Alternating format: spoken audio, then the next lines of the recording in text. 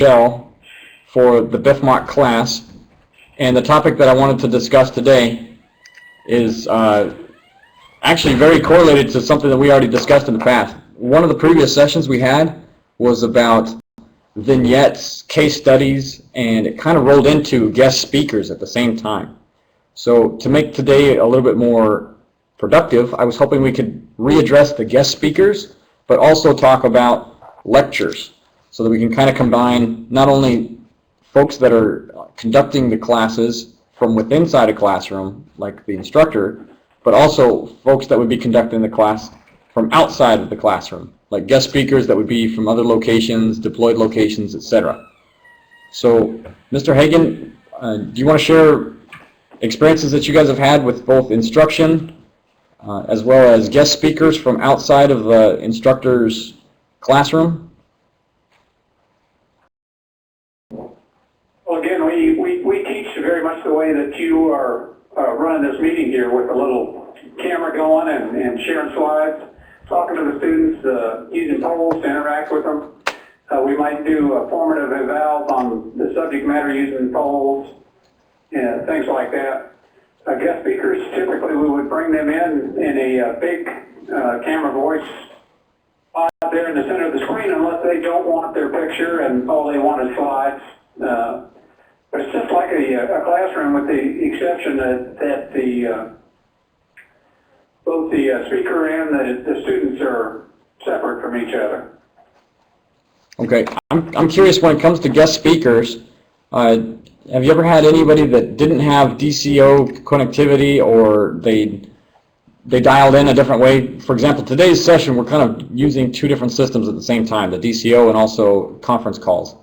I'm just curious, did you guys ever have guest speakers that used some other means to communicate to the students? Typically we'll use DCO and a conference call. Sometimes the guest speakers don't have a microphone. But we've got a series of toll-free numbers through the Air Technology Network that we use for class meetings. They can have up to 50 attendees. So they're just basically big conference call phone numbers, the meet me numbers? Yep. We typically do that. And simulcast. Now, I typically have my speakers up and recording in through my microphone or through my webcam, because I'm typically recording the presentation as well. Okay. Now, I'm just curious, and we've already talked about posting information out there. We've already seen how to post in the materials like this. I posted the Brigadier General Brown video just as an example. Let's see if this works. Right now, I don't see you sharing your screen. Oh, it's not sharing. Let me try it again. I just have, okay. Is that sharing now? There it is. Yep, there it is. Okay, so one of the options is to upload videos directly to Blackboard. Blackboard doesn't have any sort of DCO type capability that we talked about before. So we can't do live conference sessions in Blackboard anywhere, right? That's right. Okay, but we can upload videos to Blackboard, or, as you said, put it on YouTube or another common drive, and then just post the hyperlink out there in Blackboard. Right. We've had a number of guest speakers that have tried to dial into our classrooms via VTC. I imagine Blackboard doesn't have any way of connectivity for Tandberg, VTC, or any of the other random acronyms that mean internet protocols, right? Not right now. There is a VTC to PC tool out there called Vidyo, V-I-D-Y-O, Vidyo, that the Air Force was looking at, but we didn't buy it at Maxwell. Okay. So there are some problem with VTC, whether you're sending or receiving, you need to be in a special facility with special equipment to be able to receive the signal. Okay, so guest speakers and lectures basically are going to have to be done the same way via DCO. Well, that's the tool we're using today, because that's what's available, and okay.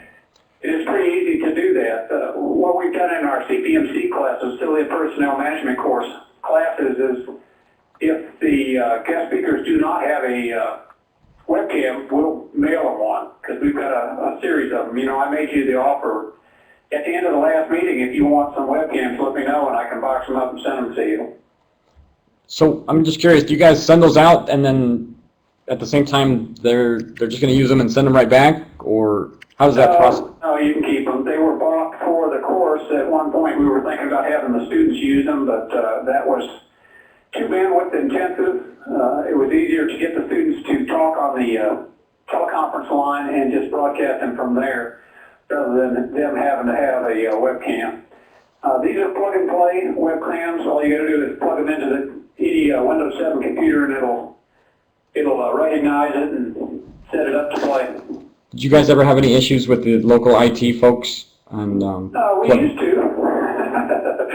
I mean, we've been doing this 5 years. Okay. We used to several years ago with them not wanting you to hook things in and whatnot, but I think most of them are figuring out that as long as you're not working in a SCIF or somewhere where there's classified information and whatnot, that the webcam's becoming pretty routine. I know the AU commander, all his commandants and commanders have webcams, and they hold staff meetings that way. Understood. I'm curious, during lecture or a guest speaker event in DCO, for example, do you post out onto the Blackboard site part of the curriculum? Do you post the slides so that students will bring them up on their own, perhaps like on a second screen, or do you guys always post them in DCO like I'm doing now? We typically post them in DCO, but we give the students the ability to download in case they can't get into DCO or in case they get kicked out of DCO, so they've got a hard copy. One of the things that we do in all the courses now is that we create either a PDF portfolio or a zip file of all of the briefing slides, and we give them to the students at the beginning of the course so that as we're going through the various sessions, they'll have those slides available, and readings for that matter, but have the material available to them. Okay, so doing print out and use if they need them. So doing the file share like I'm doing now in DCO and posting the slides out there isn't necessarily the only way to get the information to the students. You guys rely on the Blackboard and you email out, or you... Yeah, or we put like you've got right now, the file share in, looks like Rick's got a question. Go ahead. You need a chat pod. You need a chat pod in there for the people that are attending so they can interact with us. My mistake. Mr. Hagan, this is Rick Harvard. How are you? Good. Yeah, and can you hear me clearly? Absolutely. Sorry.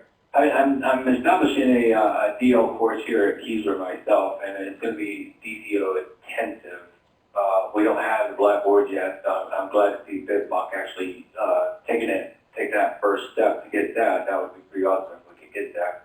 But my question to you, sir, is your support personnel, what are they doing while the instructor is literally teaching? So if I got a 3-hour DCO session going up and teaching, what are the support personnel, what's happening in the background? Because that seems to be what we're focused on here for the manpower issue. Yeah. Well, first of all, we wouldn't teach for 3 hours on DCO. Yeah. Okay. We limit our DCO sessions, unless students are doing presentations or something, we typically limit it to 90 minutes or less. As people lose interest. Oh, yeah. Or what have you, after about an hour and a half or whatever. I mean, it's sort of like and anytime it's over an hour, then we'll plan in a break, and we'll actually take a 5 or 10 minute break in the DCO session and then come back. But typically, when we are teaching, you talk about support personnel. Typically, when we're teaching, we have an instructor or facilitator, and we've got one course support person or assistant instructor. And they're in the background handling questions from students, helping students get signed into the class if they're having problems doing that and whatnot.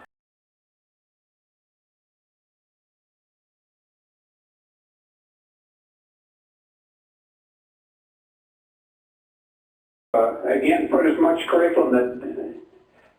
curriculum as we can, all the knowledge and comprehension type things, we try to have either accomplished in Blackboard by the student alone, or as a small group assignment for a small group of students.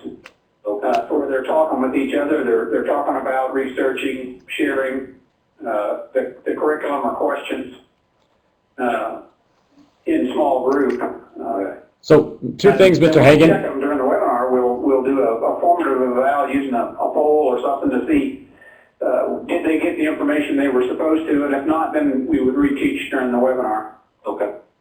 So two things, Mr. Hagan. Number one, I've moved everybody into the presenter permission so that they could kind of see this presenter view that we've got going on here with this bar on the right-hand side where you can move things back and forth. The only things the students are going to see is what's on the left-hand side. And we just hide all these little pods on the right-hand side. So are you saying that the support personnel basically would be dialed into the same DCO and they would be granting access, loading questions,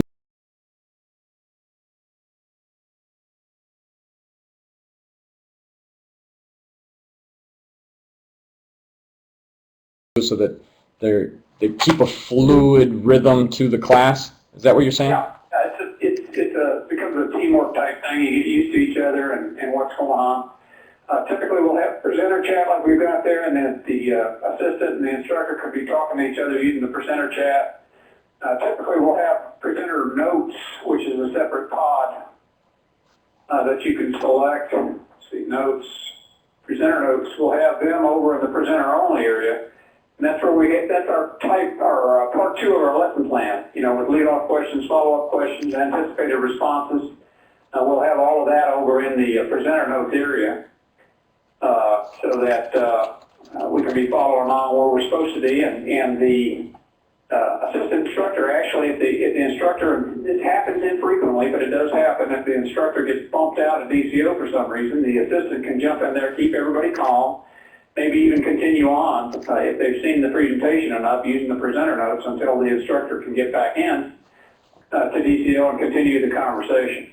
But it's a teamwork thing between two people, and it's just, if you only got one person and somebody starts asking a bunch of questions or somebody has problems getting in, then you spend time as an instructor doing that while the other 15 people in the class are just sitting there listening to what's going on.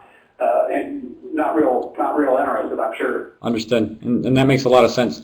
The second question I had is using Blackboard. Would you then preload a lot of the stuff into Blackboard just so that in the DCO format you don't have as busy of a slide as like I do have right now? You won't need, for example, all of the notes.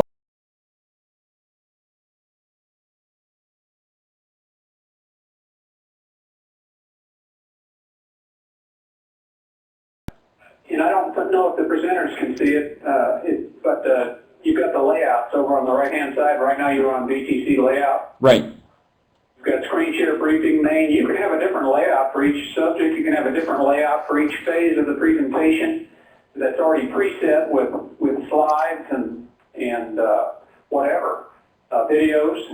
And then all you have to do as the presenter is use that as part of, there's Bob, he wants to come in. Use that to change to the various venues. Just that easy, just clicking the layout you want, and you can actually use that for main points. You could have 4 different layouts for 4 main points, again with slides and everything already there, waiting for you. And you just need to warn the students, because when that thing starts moving, sometimes it makes their head spin. Mr. Hagan, I got one more question. Yeah. I read an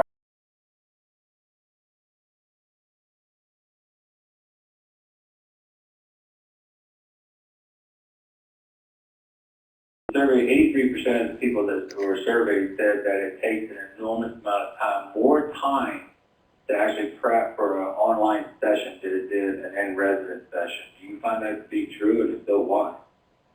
Okay, first of all, I think it takes about the same amount of time myself. I mean, I'm doing the same lesson prep I would for a classroom, but then there's also technology prep. I need to have my slides ready, decide on what layouts I'm going to use in the virtual classroom.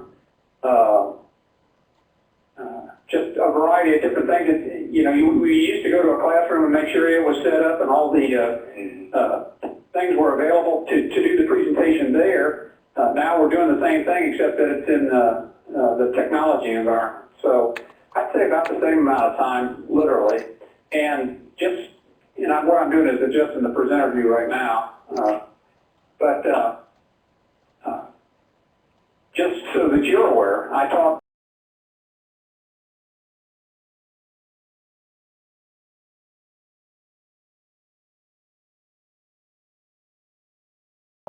seminar leader there and whatnot. Mm-hmm. So done quite a bit of classroom instruction. So you know what the prep is required? Yeah. Okay. Yeah. One question that I had then. There with your materials now we teach the same courses over and over and over again. We teach 6 sessions of the USAF supervisor's course and 6 sessions of the advanced USAF. Now, if you've taught it about 3 times, you get into kind of a rhythm with the materials and what have you. It goes pretty quick as far as the presentations.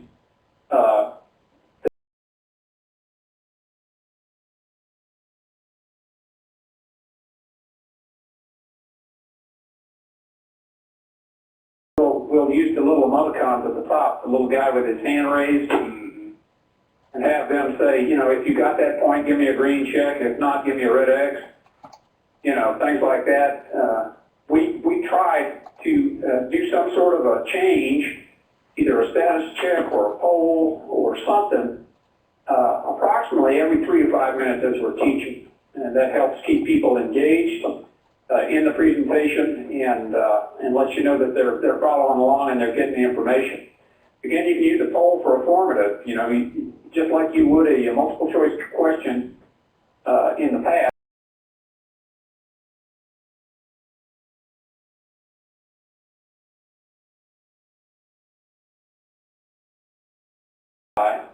You can create it over in the poll area, or you can just Go ahead.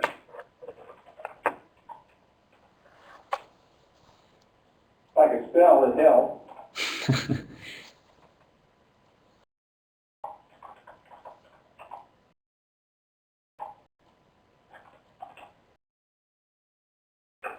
Oh, wow. You just have people answer it. And one of the neat things, go ahead, everybody answer that poll. It could be. Now, all right. So we've had 3 people answer. Now, I've got a little, Ben, you can see I've got a little thing here that says view votes. Right. I'm not sure, I guess the presenters can too, but if you click that, then you can see how people voted. Let me make everybody a host real quick so they can see it. Bob and Ben said green, and me and Rick said blue. I can see how people voted, so that gives me some clue of who's following along with the material, who has questions, who has issues, And then, all that sort of thing. But you can actually click view votes and see, and then for the students, you can, down at the bottom there's that little box that says broadcast results. Once everybody has answered, then you can actually click that, and then the rest of the class can see. Good technique is to leave that unchecked until everybody's answered, so that they're not answering based on somebody else's answer. They won't know how everybody else has voted until you click broadcast results. okay. I'm gonna move everybody back Not into. much time. People are afraid that once you begin teaching online, that you're not going to be as busy as you were as a classroom instructor from a manpower standpoint. But the fact is, you are as busy or more busy Yeah, as a line instructor. For one thing, if you've moved, let's just say for sake of argument, you've moved 2/3 of the material, the content, into Blackboard or into a learning management system. It could be SharePoint, it could be a PDF file that you send to the students. But let's just say that you move 1/3 of the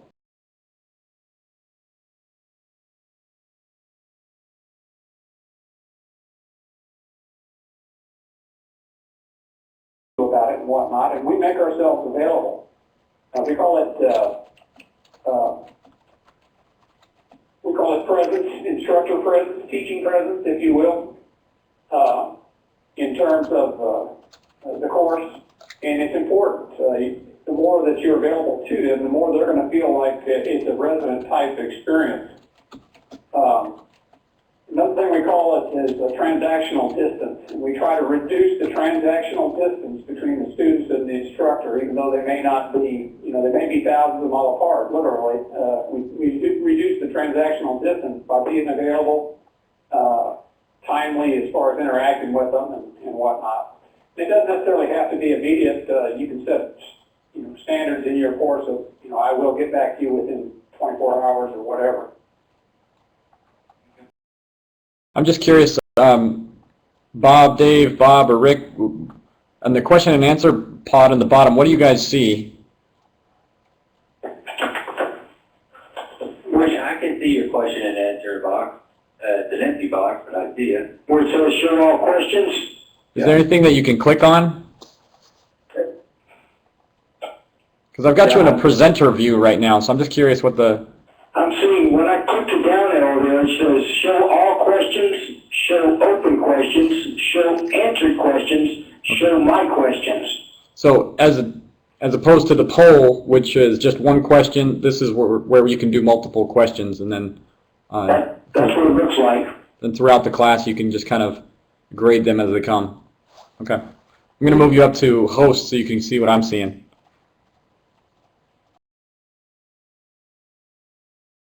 So I've got two little options here, presenter view and then participant view.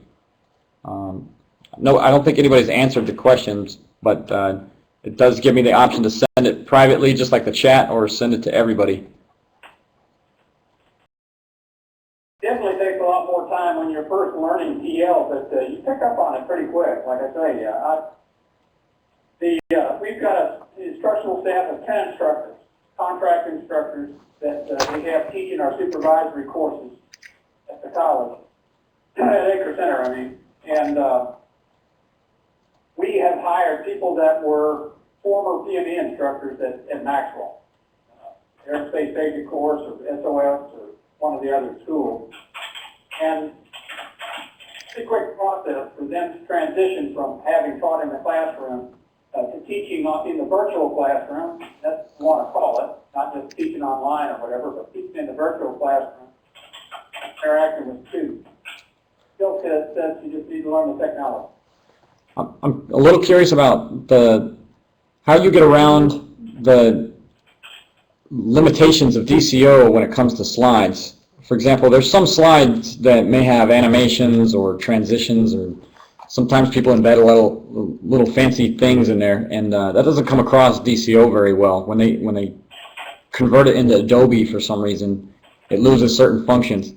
Right. In those cases, do you just, instead of sharing the slides, do you just share a view of your window from your desktop? Okay. So then you just open it up in PowerPoint and you just run through PowerPoint. Again, we typically teach with two screens. We've got two screens hooked into our PC, and we can stage things on one screen while we're interacting with the students on the other screen. And it's got a little function up in the upper right where you can get preview, and when it's on another screen, you can actually hit preview, and you can then see what the participants are seeing. Okay. If you're on the same screen and you hit preview, you get the infinity view where it's one picture cascaded all the way out. Okay. Like if I were to share I'm on my laptop, so without a second screen, so if I was to share my desktop right now and hit preview, it would go to the infinity screen. Okay. One of my favorite functions, I'm going to stop sharing my screen and I'm going to request Mr. Hagen's screen. So I just select your name, and above your name it says request screen share. Yep. And then that gives you the option to share whatever your screen has. So I've used this before in DCO, not when I was teaching, but rather in other forums. Are you able to share your screen, sir? Yeah. There we go.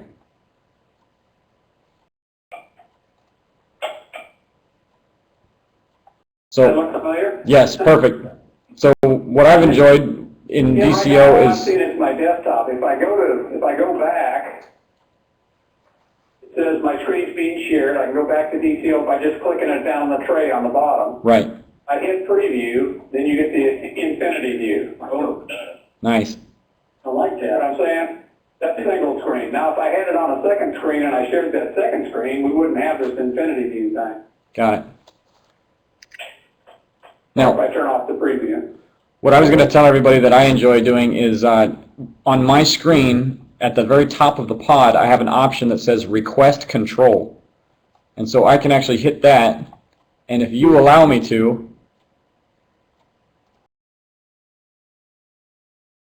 am I moving it around on your screen yet? Yep, you are. Okay, so my cursor is actually moving on his screen. So I'm going to try to, let's see if I can do this.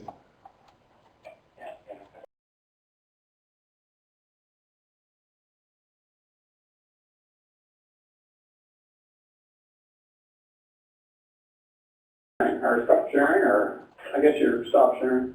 So you're not sharing the screen. There we go. So I just hit stop sharing, for example, but controlling the student's screen is very helpful, especially when the student gets lost or they have no idea what you're doing or they don't see where you're going. Sure. So, Mr. Hagan? Yep. Well, another question I have for you, sir, is I just went through the emerging leadership course. Oh, great. Yeah, it was an awesome course, by the way. You know how we teach. I do, and I use this framework to help develop the course that I'm building right now. Cool. And actually, what I've done is I've used one of the recorded sessions from Mr. Schooley's course, Right. to demonstrate here at Keysler what we're talking about, how we want to embed this course or build this course. But my question is, how long are those recordings good for? Indefinitely, or are they stored somewhere? Or It's a DCO recording, Defense Connect online recording, and right now, as long as we have DCO, which the contract expires next June, but as long as we have DCO, you have that recording available. Now, as the originator of the recording, in other words, if you make the recording, you can download it, you can edit it, Make it and you offline. can save it to your computer to have it forever. Yeah. And that's what they will do before they shut DCO down if they don't extend the contract. That's what they will do is tell everybody to download anything that they want, recordings-wise and whatnot. There used to be a 200 meg limit per user on DCO, but right now there's no limit. However, they have gone in, and if you haven't used a room or materials or whatever for at least 6 months, then they will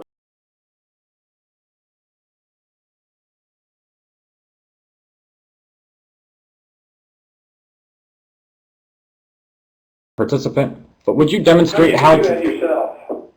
Oh, okay. But would you... Click meeting at the top and Okay. say change my role. There we go. So would you do me a favor and show us how to do the split into groups? Sure. All you have to do is go to a group.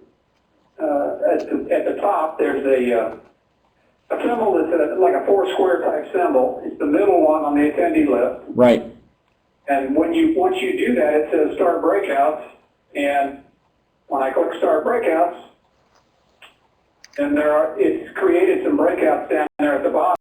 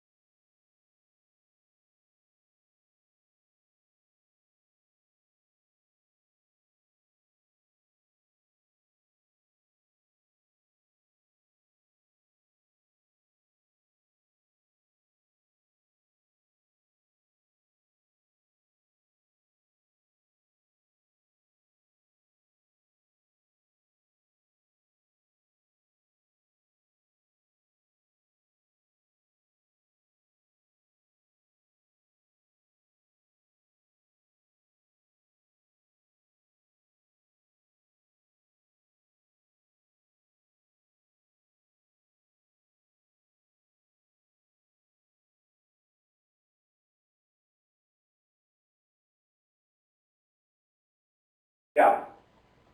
Yep, and now I'm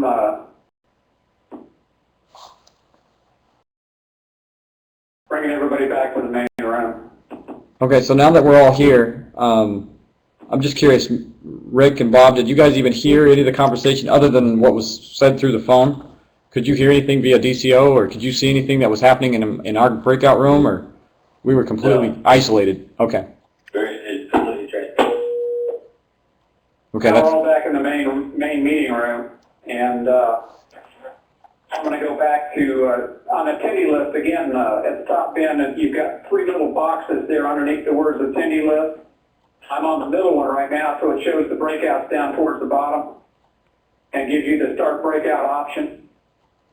Now I'm going back to just the normal view. got it. Okay, so as the host, you can bounce back and forth between the breakout rooms.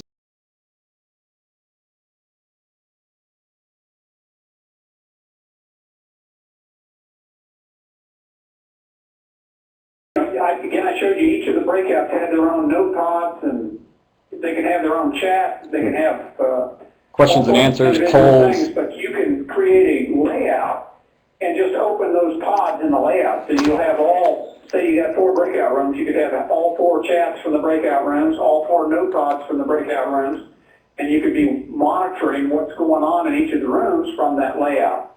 Okay. Then you could be sending them messages using the breakout message functions and saying, 10 minutes to go, 5 minutes to go, bringing you back in 2 minutes.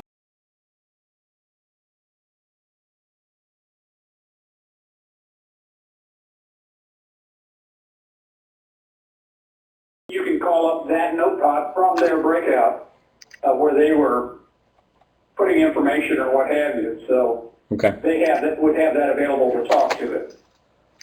Have you guys ever had issues with running DCO at the same time that people have their Outlook open? No, I don't think so. Okay. Why is that? Once upon a time when I took a DCO training course from Adobe, they highly recommended that you not run Outlook at the same time as DCO. It just helps with the connectivity and it reduces the number of times that you get kicked off.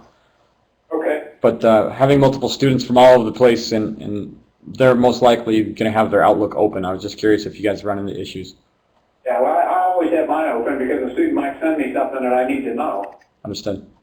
Okay. Okay. Or I'll pop over there and check if somebody's not in the room. I'll pop over there and check and see if I got a note from them. Okay. No, I haven't had any problem with Outlook open. And let me just ask you a question. This is our 3rd session together. Yes. How many times have people been bumped out? None as far as I know. At least they didn't say anything if they were. Right. They've done good things to slow down and or prevent that the bump out thing. Of course, you're always at the mercy of the receiving firewall. Right. Whatever might be happening with those servers at the receiving base. Now, in order to get into DCO, they have to have CAT card access, right? No. I logged in as a guest. No. Anybody can come in as a guest. You can send it to your Aunt Myrtle and let her come in as a guest and show her. Yeah, I logged into DCO via my smartphone before. Okay. Yep, me too. So with international students, if this is going to be a prerequisite to becoming an in-resident course, both Blackboard and now DCO you can access without CAT card.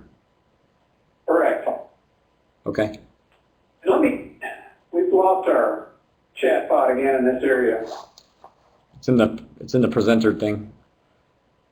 Well, let me just bring it back. What I want to make all of you aware of is that, Blackboard's a wonderful tool, but it's one LMS. Any LMS there's a bunch of different LMSs out there, and there are some free LMSs out there, by the way. There's one that uses Blackboard called Foresight. You said that was Foresight? Foresight. See it in there? Foresight.com. That's Foresight is the name, and it's a free Blackboard LMS. You can import courses from Blackboard into it. You can create courses in it, and then export them from there into Blackboard with all the same functionality. Can you use it just standalone as it is? You can. You can get an account. If you'll go to that site and look at it, it'll tell you you can get an account and teach us and have up to 5 active courses for free. Like that. I'm sure they're not intended for DOD. Probably not. We won't have them. Well, it's not letting you go there, huh? I think I misspelled it. It's multiple. It's course sites. There you go. Yeah. Can you all see this? There you go. Okay. Mm-hmm. Pretty neat. There's another one called Canvas. That's a free LMS that has an integrated, like DCO, an integrated collaboration tool called Big Blue Button. Canvas. C-A-N-V-A-S. Maybe 2 S's. At any rate, Auburn University uses Canvas. That's Canvas LMS by Instructure. Up towards the top. But again, they give you these free LMSs to use and create. You got to have the right technology to run it. But they give you the free LMSs to use, hoping that in the long run, you know, a college or somebody will adopt it and need to teach more than 5 active courses, and so you know, they will purchase it from them. But it is a free LMS, and the beauty of course sites is if you can go ahead and build a course in it and then import it into Blackboard or whatever. Well, out of curiosity, I heard you say earlier, this is Bob Martin on this end. DCO contract ends next June, and here we are, we're getting ready to, next May, we have weather course that we're telling we're going to bring online, and one of the primary delivery methods is going to be through DCO. So what are you, and what's the outlook that we will have that in that time frame? And if not, what is AU looking forward to as far as moving on to some other platform for delivery? DCO is a collaboration tool for DoD. It's managed by DISA, and they wouldn't just do away with it because they still need the capability to collaborate. So they are looking at converting to a new system called Big Blue Button. It's an open source free software as opposed to DCO, which is you know, you got to pay for everything in DCO. Big Blue Button you put on your own servers, but it's got pretty much the same functionality as DCO. The difference would be us just moving any slides, videos, whatever that you had in DCO, moving that curriculum into the other medium, Big Blue Button, and using it just exactly like you would be using DCO. It's just the timing just couldn't be just so long. Well, again, I have not seen anything come out from DISA on Big Blue Button yet. And I would think if they were going to seriously look at changing it, yeah, if they were seriously looking at changing it, that they're going to have to give people 6 months of lead time or whatever to know it, to understand the changeover schedule, to know how to move information into it and use it and all that sort of thing. Okay, it just struck me as just fortuitous timing. Oh yeah, no. But you know, I'll tell you, our philosophy at our school, our philosophy is if it's free, it's for me. And we're going to use whatever enterprise solution that AETC or DISA or DoD, whatever enterprise solution they come up with, we're going to adapt what we're doing to that medium. Principles will still be the same. You're just going to have to learn a new piece of technology, which is going to be very similar in terms of Functionality. again, screen layouts, camera and voice, polls, all of that stuff, breakouts. Okay. Thank you. Yep. Another answer to, I think one of the previous questions that was out there was how do you keep those recordings? I know DCO has its own little database of recordings, but that function of making it offline, I've used that quite a bit in our course, and one place you can save it, of course, is in the shared drive. Unfortunately, Windows Media Player doesn't like those kinds of files. It saves it as a .flv file, but we've uploaded those files into YouTube, and they work great. So rather than archiving the recording in DCO, just uploading it into YouTube, those files will remain there indefinitely, basically, until YouTube goes away. So. And of course, you know, all the information assurance Nazis would shoot me, but you can download free video converters. There's one called FreeMake that, of course, you wouldn't put it on an Air Force system. You won't be able to download it on base, but if you got a standalone computer somewhere, you can download FreeMake and then use a portable hard drive or something to take that flash video and convert it to an MP4 or whatever. I've heard of SaveVid, but I imagine there's all sorts of video converters that are out there. Right there on the right, they had a big ad. I think you scrolled away from it, but up a little higher maybe. Yeah. This converts video free between 250 video formats. So I was using that on this laptop until we had a recent software inspection. And so we downloaded it, but it takes just a few minutes to load it back. My home computer is a Air Force laptop, but it's a standalone system that's never hooked up to the base network. Okay. Well, this has been good. I think we talked about quite a few things. Or you take it from any other format and use FreeMake then to convert it to a format that then we can upload into Blackboard or onto a shared drive or whatever. I think the advantage of not being tied to just one system like Blackboard and hoping that it would be a one-stop shop for both conducting lessons like this and guest speakers and all the other things that we've been talking about is then we're not sold on just one system either. I think the downside of having multiple systems that we're worried about is then we're going to have to be taught and trained and be able to maintain information in DCO and Blackboard. I'll be totally honest with you. Again, you heard my background. I'm an old officer PME guy, and I picked up all of these systems, DCO, Blackboard, and everything by just sitting down and playing with them, by actually teaching. My boss gave me deadlines for having courses built and operating, and typically when we build a course, our goal is about 80%. We want to have the thing 80%. And then we let student feedback take us to 100%. And they will tell you, hey, you got a problem here, fix it, you know, or we don't like it when you're doing this, fix it, or whatever. Student feedback helps us fine-tune our courses that after about a year, you're running at 100%, you're getting student feedback that equates to a resident course or better. What do you think of that, Mr. Martin? It's true. I mean, I've got the data for 5 years to show you that, too. I can show you where we used to come in with a 70% online to resident comparison, and today that same course is getting 97%. I'm just giving them a hard time because we always get black eyes and student feedback, at least here at the resident court. And that's not from year to year. That's just indefinitely. It seems like we're stuck in the OO loop of the OODA loop all the time.